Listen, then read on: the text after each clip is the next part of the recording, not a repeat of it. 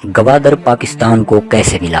पाकिस्तान के 7वें वज़ीर आज़म फ़िरोज़ ख़ान नून का अरसा इक़्तिदार 1 साल से भी कम है, मगर गवादर की सल्तनत ऑफ मस्कत से ख़रीदारी इनका एक ऐसा कारनामा है जो हमेशा याद रखा जाएगा। 12 अगस्त 1958 को ब्रिटिश आर्काइव में एक ख़त आता है जिस पर खुफिया की मुहर सब्त है। ये ख़त गवादर की पाकिस्तान को हवालगी से मुताल्लिक़ है, जिसमें लिखा गया है कि लंदन में जारी हालिया मुलाकातों के बाद मस्कत के सुल्तान गवादर को पाकिस्तान के हवाले करने पर आमादा हो गए हैं।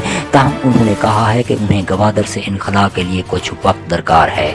वज़ीर आज़म पाकिस्तान ने हमें गवादर पर एक करतास अबीज़ भी दी है जो के साथ मुंसलिक है। अगर करतास जिसमें गवादर की 1947 तक तारीख बयान की गई है में दिए गए मौक़िफ़ से हम मुतफ़िक नहीं हैं। हमारा ख्याल है कि अगर ये करतास छप गई तो इससे सुल्तान नाराज़ हो सकता है, इसलिए हम चाहते हैं कि ये इस वक्त तक शाये ना की जाए जब तक कि सुल्तान गवादर को पाकिस्तान के हवाले नहीं कर देता। फ़िरोज़ ख़ान नून जो कि पाकिस्तान के 7वें वज़ीर आज़म बने, उनका अरसा इक़्तिदार 1 साल से भी कम है, मगर गवादर की सुल्तान ऑफ मस्कत से ख़रीदारी उनका एक ऐसा कारनामा है जो हमेशा याद रखा जाएगा। इस हवाले से वो अपनी आप बीती चशमदीद में लिखते हैं कि हमारे दौर की तारीख गवादर के तज़किरे के बगैर नामुकम्मल रहेगी। 2400 मुरब्बा मील का ये इलाका पाकिस्तान को वापस मिल गया, लेकिन इस कारनामे पर ना तो जश्न मनाया गया और न इसकी तशहीर की गई। मैंने बरतानिया और अपने सदर सिकंदर मिर्ज़ा से वादा कर लिया था कि इस मौके पर जश्न वगैरह नहीं मनाया जाएगा, क्योंकि इस तरह सुल्तान मस्कत के जज्बात मजरूह होने का अंदेशा है। गवादर के हवाले से पाकिस्तान की करतास अबीज़, जिसका जिक्र बरतानिया के दौलत मुश्तरका के ऑफिस ने किया था और पाकिस्तान से दरख्वास्त की थी कि इसे इस वक्त तक शाये न किया जाए जब तक कि सुल्तान गवादर को पाकिस्तान के हवाले नहीं कर देता। ये करतास अबीज़ एम इकरामुल्लाह ने तैयार की थी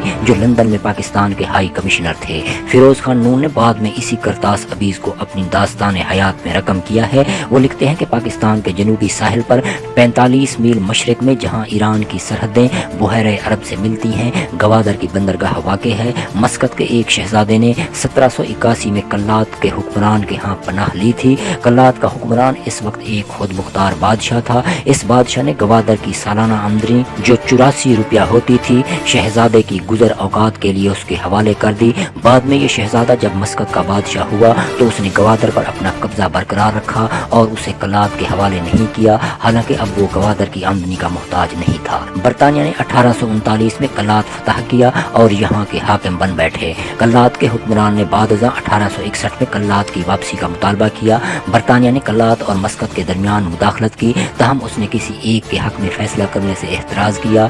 1947 में जब पाकिस्तान कायम हुआ तो हुकूमत पाकिस्तान ने एक बार फिर ये मसला उठाया और 1949 में मुज़ाकरात भी हुए जो किसी फैसले पर नहीं पहुंच सके। उसके बाद इस मामले को वहीं छोड़ दिया गया, लेकिन जब मैं 1956 में वज़ीर ख़ारजा मुकर्रर हुआ तो मैंने गवादर से मुताल्लिक़ कागज़ात तलब किए और इस कज़िये का बतौर मुतालिया करने के बाद हुकूमत बरतानिया के तवस्सुत से मुज़ाकरात शुरू कर दिए। बरतानिया के सामने एक मुश्किल काम आन पड़ा था। एक तरफ दौलत मुश्तरका का एक रुकन था, दूसरी तरफ यार वफादार सुल्तान मस्कत जिसके 150 साल से गहरे मरासिम थे।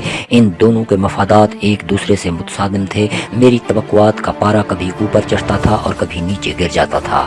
गुफ्त-ओ-शुनीद बदस्तूर जारी रही, यहाँ तक कि मैंने 1957 में वज़ारत उज़्मा की जिम्मेदारियाँ संभाल ली। मैंने इस कज़िये की तारीख में पहली बार ये कानूनी नुक्ता उठाया था कि गवादर की हैसियत एक जागीर की है। वो रियासत का एक इलाका है जिसे एक शख्स के लिए तफवीज़ किया गया था कि वो रियासत के वाजिबुल अदा टैक्स वसूल करे और उसे अपनी गुज़र औकात के लिए तसर्रुफ़ में लाए या इस रकम को अपनी तनख्वाह कियास करे। इस तरह की इमदाद से इक़्तिदार आला की मुंतकली का सवाल ही पैदा नहीं होता। हमने पाकिस्तान में वो सारी जागीरें मनसूख कर दी हैं जो बहुत से लोगों को बरतानिया से अपनी खिदमात के सिले में या दूसरे सियासी असबाब की बिना पर दी गई थी। चूँकि गवादर भी एक जागीर थी, लिहाजा इसकी तनसीख भी की जा सकती थी और इस इलाके पर कब्जा भी मुमकिन था। मैंने इस दलील का तज़किरा बरतानिया से धमकी के तौर पर नहीं किया, ताहम ये कानूनी नुक्ता था जो अदालती चाराजोई की सूरत में हमारे काम आ सकता था।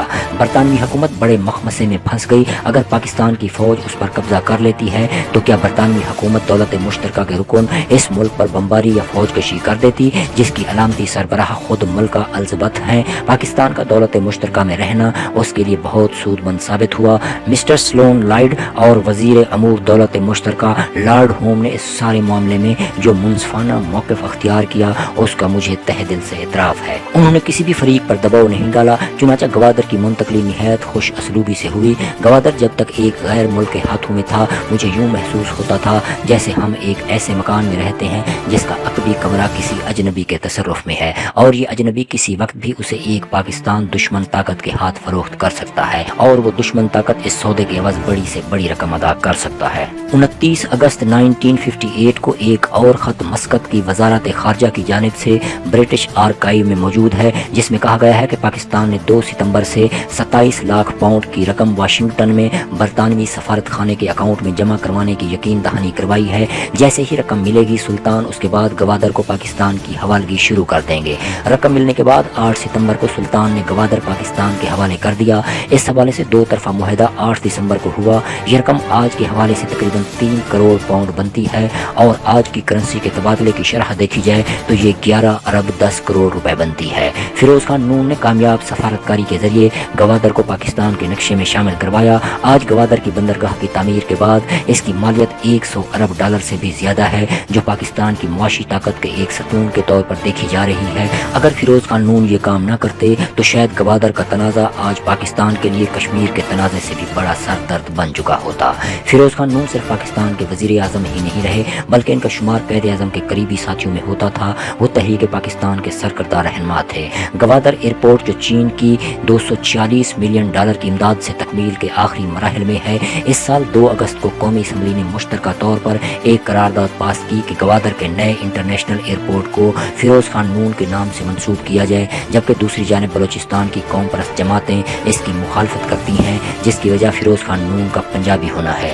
سابق وزیر اعلیٰ بلوچستان عبدالمالک بلوچ نے ٹویٹر پر لکھا کہ گوادر ایئرپورٹ کا نام تبدیل نہیں کیا جانا چاہیے، جبکہ فرحت اللہ بابر نے لکھا کہ گوادر ایئرپورٹ کے نام کی تبدیلی ضروری نہیں، اگر ایسا کرنا ہے تو یہ قومی اسمبلی کا نہیں بلوچستان اسمبلی کا اختیار ہے۔